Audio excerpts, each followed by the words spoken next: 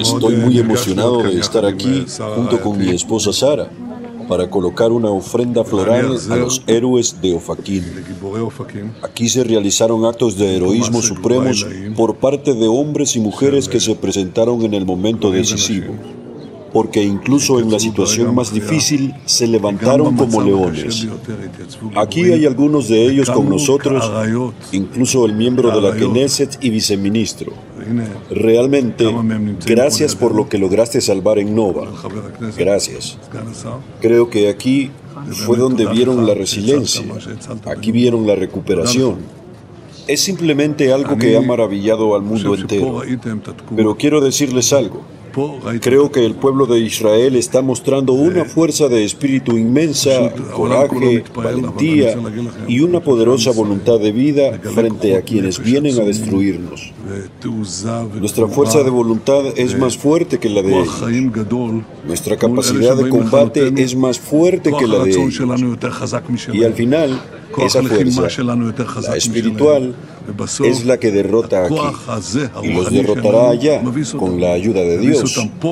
Juntos prometemos, gracias a quienes han caído, el triunfo eterno de Israel. Y quiero decirlo desde el fondo de mi corazón también a ti. El pueblo de Israel vencerá. El pueblo de Israel vencerá. Muchas gracias a todos. Amén.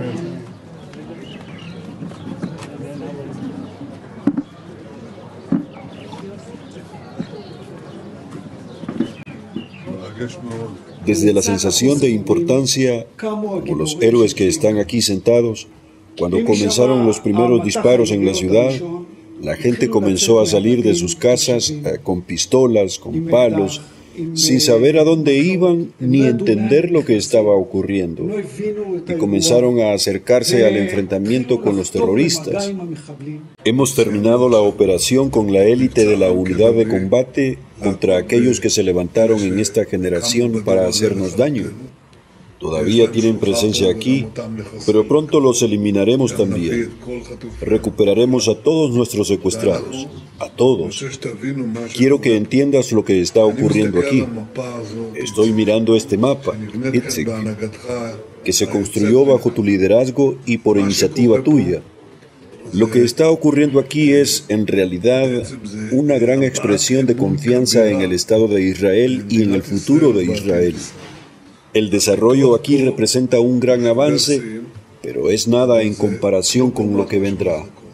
Estoy saliendo ahora en una visita muy importante a Washington. Me reuniré con el presidente Trump. Esta es mi tercera reunión con el presidente desde que fue elegido, hace poco más de medio año. Me reuniré también con altos funcionarios del gobierno, con miembros del Congreso de ambos partidos y con muchas otras personalidades. En la conversación con el presidente Trump, primero que todo, le agradeceré por su enorme compromiso con Israel. Nunca antes habíamos tenido un amigo así en la Casa Blanca. Y esta cooperación mutua ha traído una gran victoria sobre nuestro enemigo común. Durante años temimos, ¿qué haremos con Irán? ¿Podremos con Irán? Pues bien, nuestros valientes pilotos volaron sobre cielos iraníes. Las FDI lo hicieron, el Mossad también, y todas nuestras agencias de seguridad. No solo allí, también en el Líbano. Durante años temimos, ¿qué hará Hezbollah? ¿Cómo podremos enfrentarlo? Pues pudimos.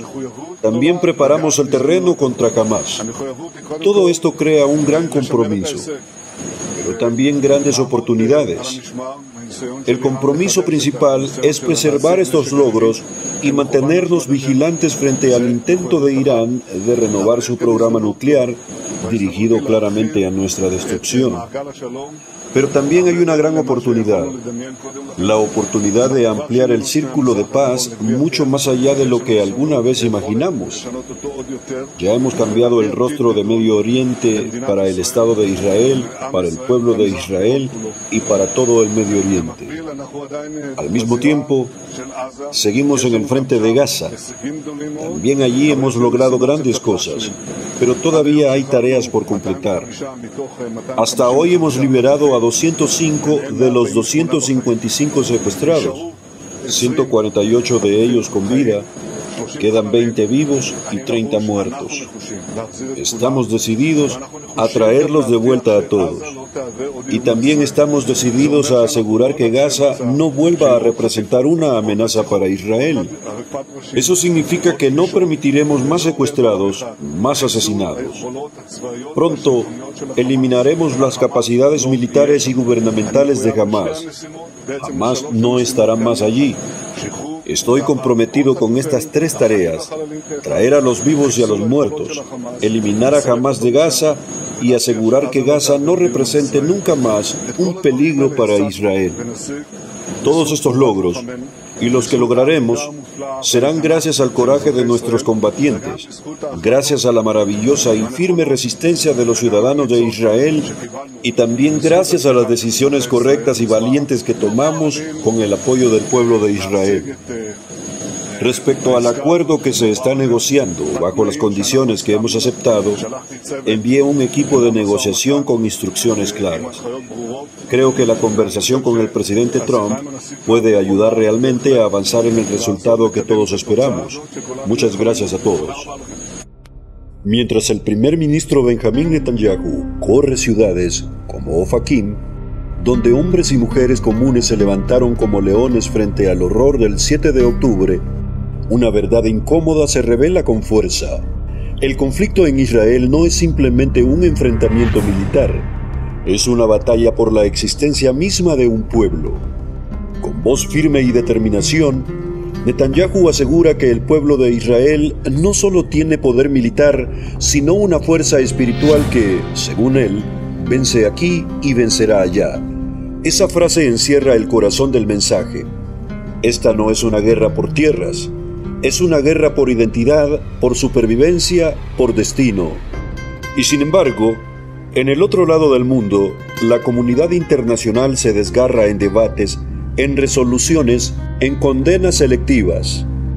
Muchos alzan la voz con rapidez cuando Israel responde, pero guardan silencio absoluto cuando el terror golpea primero. ¿Dónde estaba la ONU cuando civiles israelíes, con palos y pistolas viejas, salían a defender sus hogares porque la policía aún no llegaba? ¿Dónde estaban los titulares cuando terroristas se infiltraron en barrios residenciales y masacraron a familias? Netanyahu promete eliminar a Hamás. Promete traer a todos los secuestrados de vuelta, vivos o muertos. Promete que Gaza no volverá a ser una amenaza. Y algunos, desde la distancia, llaman a esto venganza. Pero, ¿qué haría usted si su hijo estuviera entre los rehenes? ¿Si su casa hubiese sido invadida por asesinos al amanecer? ¿Si su país estuviera rodeado por enemigos jurados a su destrucción total? No se trata de justificar errores, ni de santificar líderes. Se trata de ver la historia sin filtros ideológicos, de recordar que, durante décadas, Israel ha extendido la mano por la paz, ha entregado territorios, ha hecho concesiones dolorosas y a cambio ha recibido cohetes, túneles, intifadas y atentados. Hoy, mientras Netanyahu viaja a Washington, muchos critican su política, su tono, su firmeza, pero pocos se detienen a pensar en lo que está en juego. El líder israelí no viaja por fama ni por votos. Viaja porque sabe que, detrás de cada decisión, hay vidas dependiendo de un hilo. Porque sabe que el enemigo que enfrenta no busca un acuerdo, busca su aniquilación. Aquí es donde usted, el espectador, el oyente, el lector, entra en la historia. Porque su opinión, sí, la suya, se forma con lo que ve, con lo que escucha, con lo que decide ignorar. No se deje manipular por titulares vacíos, no repita frases sin contexto, no condene a un pueblo sin haber oído su clamor. Lo que ocurre en Israel no es solo una guerra del presente, es un eco del pasado, es una advertencia al mundo libre, porque hoy es Israel, pero mañana, si cerramos los ojos, el terror tocará otras puertas. El pueblo judío ha jurado no volver a ser llevado como ovejas al matadero. Lo han dicho una y otra vez. nunca más. Y eso no es solo una consigna, es una promesa, una decisión, una línea que no piensan cruzar de nuevo. Así que, mientras líderes como Netanyahu hablan con firmeza, el mundo haría bien en escuchar más allá de los titulares, en mirar los hechos, en entender las raíces, porque si Israel cae, no solo cae un país, cae una frontera moral. Y usted, que está del otro lado de la pantalla, tiene un deber: no ser parte del coro ciego que aplaude a los verdugos y culpa a las víctimas. No repetir mentiras disfrazadas de eslóganes. No quedarse en silencio cuando la verdad duele. Porque como dijo el mismo Netanyahu, el pueblo de Israel vencerá. Y si la justicia aún importa, debería ser una victoria de todos.